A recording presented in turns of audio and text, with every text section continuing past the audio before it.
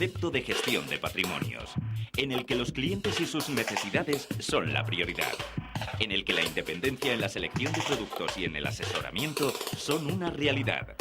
Conozca Tresis y acceda al mejor servicio de gestión de patrimonios. Bienvenido a la primera entidad española totalmente independiente. Llámenos al 902-303-363 o visítenos en tresis.com.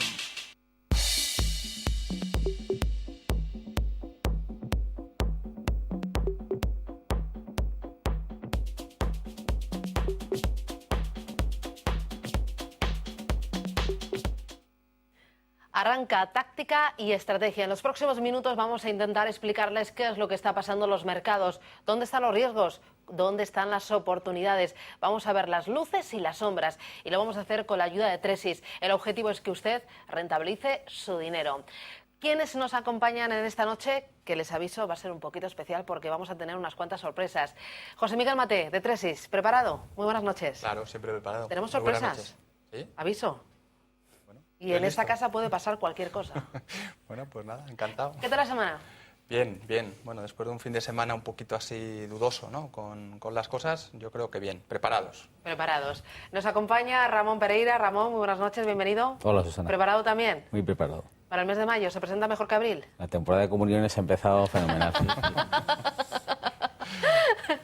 Ramón Pereira de Franklin Templeton y nos acompaña también Javier Dorado de JP Morgan. Javier, muy buenas noches, bienvenido. ¿Qué tal, Susana? Buenas noches. ¿Preparado también para mayo, para el programa y para las sorpresas? A pesar de que Nadal no nos haya dado buenas noticias, estoy preparado. Sí, señor. Ven, les tengo entrenados, ¿eh? Esto no es espontáneo, es por un buen entrenamiento. Absolutamente. ¿Les gusta a ustedes el deporte, no? Por lo que veo. Hombre, claro. ¿A Ramón también? Sí. Ah, bueno, vamos a ir a lo que nos toca, que son los mercados financieros. ¿Dónde estamos? ¿Qué es lo que os preocupa de cara a este mes de mayo? ¿El posible riesgo de atentados contra Estados Unidos? ¿La inflación? ¿La subida de tipos de interés? ¿Grecia? ¿Portugal también? ¿España? ¿Dónde están las amenazas, José Miguel? Bueno, pues yo creo que has repasado unas cuantas, ¿no? Desde el punto de vista Muy físico... por encima, pero yo quiero que entréis en detalle. Sí, desde el punto de vista físico es evidente que lo de Bin Laden supone una amenaza. Yo creo que siempre ha estado ahí, la amenaza terrorista de Al-Qaeda no había desaparecido, sigue estando ahí, por tanto, pues sí, es una amenaza. Yo no sé el impacto que eso puede tener en los mercados, de hecho creo que no demasiado. ¿Qué me preocupa por lo más próximo en el tiempo? Sin duda alguna, la famosa crisis de los países periféricos, la deuda soberana y en este caso Grecia, ¿no? Y dónde puede terminar todas estas reformas, si amplían el plazo, si bajan los intereses, si le dan más dinero. Bueno, esto se va a ir contagiando. Irlanda ya está a la puerta diciendo que cae de lo mío y el siguiente es Portugal, que ni siquiera se lo han dado todavía, ¿no? Y en todo ese mare magnum estamos nosotros, que todavía nos queda, como ya hemos dicho varias veces en este programa, nos queda todavía mucho por hacer. Ramón. Pues nos preocupa todo y nada a la vez, porque el mayor riesgo que tenemos siempre cuando ocurren todas esta acumulación de sucesos, pues que no son agradables ni son fáciles, es que cualquiera nos dejemos llevar por el corto plazo y por los titulares. Y entonces nos preocupa mucho pues que los inversores puedan no tener sentido común, no dejarse asesorar y tomar alguna decisión en caliente de la que luego se puedan arrepentir. Entonces siempre, sobre todo en estas épocas de más turbulencia, nos gusta ser más tranquilos, no tomar decisiones en caliente y tener un poquito de perspectiva. Javier.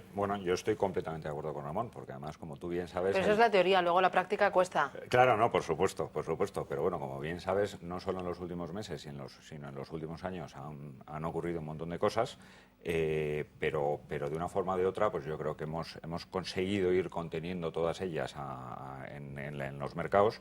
Y yo creo que de lo que se trata es de tener prudencia en las inversiones y, por supuesto, pues invertir en el largo plazo e invertir asesorado o con un buen asesoramiento con profesionales como pueden ser los de Tresis y José Miguel Maté. Pero entre esas amenazas que tenemos a corto plazo, hablabais de la situación de Grecia, de Irlanda, de la situación también de Portugal. Los mercados financieros también están inquietos ante posibles subidas de tipos de interés. ¿Antes del verano veremos un nuevo endurecimiento monetario en Europa? Yo creo que es difícil de ver, O ¿no? ya está descontado. Yo creo que eso está en gran parte descontado, ¿no? Lo que vimos hace 2 semanas con el discurso del Banco Central, la semana pasada, el Banco Central Europeo, después de lo que fue la Reserva Federal, parece que ralentiza un poquito esas hipotéticas subidas, ¿no? Todo lo que sabemos, hemos dicho que la inflación está aquí y es un fenómeno que ahora mismo puede pasar, es un fenómeno muy de oferta, no de demanda. Bueno, si tiene el efecto de segunda ronda y se traslada, que eso es lo que está intentando evitar el Banco Central Europeo con esa primera subida, bueno, pues es una gran duda, ¿no? Pero yo creo que hay un fenómeno antes de verano, o justo en el verano, que es el fin de las políticas de recompra de activos por parte de la FED, que va a marcar mucho la tónica, ¿no? Y si hablamos de lo que nos preocupa y nos remontamos hace un año, mayo del 2010, fue un mes nefasto, todos recordaréis que fue un mes nefasto, y a partir de ahí, durante 2 o 3 meses, que es cuando acabó la primera parte de esa política de recompra de activos, de inyección de liquidez por parte de la FED, tuvimos un dólar que se apreció de forma muy considerable contra todas las divisas, en concreto contra el euro, tuvimos una bajada de las rentabilidades de los bonos americanos espectacular, hasta el 2,5%, marcando prácticamente mínimos, y una bolsa americana que cayó un 15%. No digo que esto vaya a pasar, digo que en junio se acaba la segunda parte de esa política del QE2 y bueno, vamos a ver qué pasa y qué vamos viendo, ¿no? Pero desde luego creo que vamos a tener mucha más volatilidad en las próximas semanas de las que hemos tenido hasta ahora, que ya está bien. Porque en Estados Unidos no vamos a ver este año, o al menos en los próximos meses, una subida de tipos de interés. El crecimiento está en marcha, se esperan crecimientos del 3% de este ejercicio y el paro parece que nos está dando un respiro. ¿No vamos a ver subida de tipos de interés? Es probable que veamos subidas de interés, pero nosotros personalmente, o desde JP Morgan Asset Management, la verdad es que no las vemos hasta final de año. Yo estoy de acuerdo con José Miguel en que la inflación, por supuesto, es algo que hay que contener y eso siempre ha sido un problema, pero yo creo que ahora...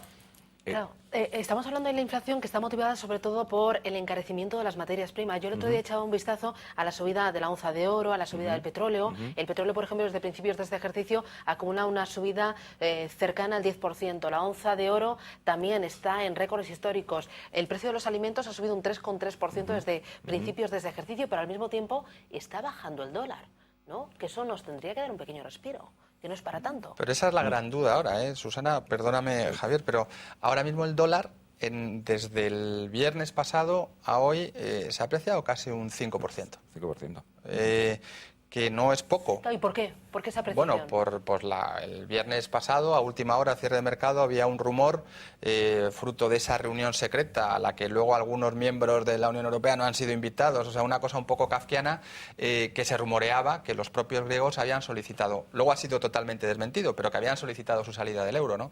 Eso podría dar al traste, como vimos también el año pasado en mayo, curiosamente en mayo, que iba a poner muchísima presión sobre el euro, ¿no? Entonces, eso está ahí. Es verdad que la subida de las materias primas, al estar denominadas en dólar y al haberse depreciado el dólar desde el principio de año, había restado cierta tensión. Si ahora estas dos fuerzas se unen, pues puede ser muy preocupante desde el punto de vista de la inflación. Que yo creo que no, o sea, yo creo que vamos a tener una cierta relajación, como ya estamos viendo, en todos los precios de las materias primas, ¿no? Porque había un componente especulativo muy fuerte. Y como siempre, es verdad, se mezclan fuerzas que empujan hacia direcciones distintas. Por una parte, es verdad que hay un componente especulativo fuerte, pero no nos olvidemos que el crecimiento del precio de materias primas viene dado porque los países emergentes, o muchos millones de personas de los países emergentes, están empezando a consumir y a comprar neveras y teléfonos y coches y motos, y entonces, en fin, hace falta acero y hace falta cobre para todos esos cables y todos esos teléfonos que hay que producir, y simplemente hay una presión muy fuerte de más gente que necesita de esas materias primas. Y al final, tomando una perspectiva un poquito más amplia, pues probablemente sea una fuerza que, si baja, tardará años en bajar, como ha tardado años en manifestarse. Bueno, y además de ese motor que tenemos en los mercados emergentes, la crisis en el mundo ya se ha acabado. Yo el otro día veía previsiones para el conjunto de este ejercicio y el mundo va a crecer a un ritmo del 4,1%. Estados Unidos está creciendo a un ritmo del 3%, Alemania del 3%, los países emergentes, China, Brasil, a un ritmo del 7, del 9, del 10%. La única que se está quedando, se están quedando los países periféricos en Europa atrás, y también España, para el que se prevé una subida este año del 0,6%. En España, ¿cómo veis el panorama? Uy, José Miguel. yo lo veo complicado, ¿no? Lo sigo viendo complicado. Con una tasa de paro como la que tenemos, por encima ya claramente del 20%, independientemente de que estemos en 5 millones de personas paradas o no, nuestro gran problema es el crecimiento. Por un lado, tenemos que aplicar medidas de restricción del coste y del gasto y medidas impositivas para controlar nuestro desbocado déficit, y por otro lado, no crecemos. Entonces, yo vuelvo a preguntar lo mismo que hemos preguntado aquí recurrentemente durante meses. ¿Cuáles son las políticas, las reformas estructurales que se han llevado a cabo en este país para hacer que el modelo crezca? Lo pregunto, lo pongo encima de la mesa, pero adelanto que ninguna. Ha habido políticas o medidas que eran necesarias pero no suficientes, y me faltan las otras. Yo creo que ha habido voluntad, pero no medidas. Bueno, Que medidas, eso, pues, medidas necesarias, pero claramente insuficientes, y por el lado del Totalmente. gasto, no del lado de la producción, del lado del modelo económico, del modelo de crecimiento. Eso es lo que a mí claramente me preocupa, ¿no?, de cara a los próximos Bueno, años. ¿y qué os anima? ¿Dónde está el soporte de los mercados? ¿Qué lucecitas verdes podemos tener de cara a las próximas semanas? Yo creo que claramente el crecimiento, que es un poco lo que quería apuntar al principio, y yo creo que es la clave de todo. O sea, al igual que la inflación puede llegar a representar un problema, pero es uno más. Al fin y al cabo, lo que hace falta y lo que tira de los mercados y lo que le hace falta a toda economía es crecer. Ahora estamos en una senda de crecimiento, pues posiblemente más moderado de lo que podíamos pensar a principios de año, pero estamos creciendo, o el mundo está creciendo en los distintos bloques, como tú comentabas, con lo cual yo creo que claramente las luces en los mercados en este sentido es el crecimiento. Y también ahí merece la pena no mirar el mercado o mirar los mercados, sino decir, bueno, ¿en qué ponemos nuestro dinero? Con nombres y apellidos. El que una empresa cotice en el mercado de Hungría o de Inglaterra o de España o de Francia no quiere decir que necesariamente vaya a crecer lo mismo más o menos que de lo que crece el país. Y, por ejemplo, Telefónica, sí, es una compañía española domiciliada en España, pero verdaderamente tiene una cartera de negocio muy diversificada globalmente, y seguramente el crecimiento de Telefónica no depende de lo que pasa en España. En cierta medida sí, pero no seguramente de una medida predominante, y sobre todo no ya de actividad, sino también de beneficios. Y además las empresas ya han hecho el ajuste. Sí, yo Lo vienen creo, haciendo desde hace claro, tiempo. yo creo que hay un tema de resultados empresariales que siguen siendo positivos. Ya no van a sorprender tanto al alza como venía pasando en los últimos trimestres, pero siguen siendo buenos. El ajuste se ha producido, han hecho los deberes, mucho más fácil para ellas que para los estados, y por tanto ese es un factor positivo. Igual que el de los tipos de interés, siguen estando en niveles claramente bajos. Entonces, al comparar dividendos contra tipos de interés a corto plazo, beneficios contra tipos de interés a largo, sale favorecido la renta variable. Y además hay liquidez. Sigue habiendo mucho dinero. Entonces yo creo que eso es lo que está compensando, ¿no? Bueno, hemos colocado sobre la mesa los riesgos, también los elementos que pueden sustentar al mercado, pero yo les decía al comenzar este programa que este programa va a ser un poquito especial. ¿Por qué? Pues porque tenemos algunas sorpresas. Y es que este mes de mayo, yo, José Miguel, quería recordar a nuestros espectadores, a todos vosotros, y quería compartir pues un aniversario muy especial, porque Tresis, capitaneado por José Miguel, cumple 10 años. Enhorabuena, José Miguel, Muchas gracias. y enhorabuena a todo ese equipo. Mira lo que hemos preparado.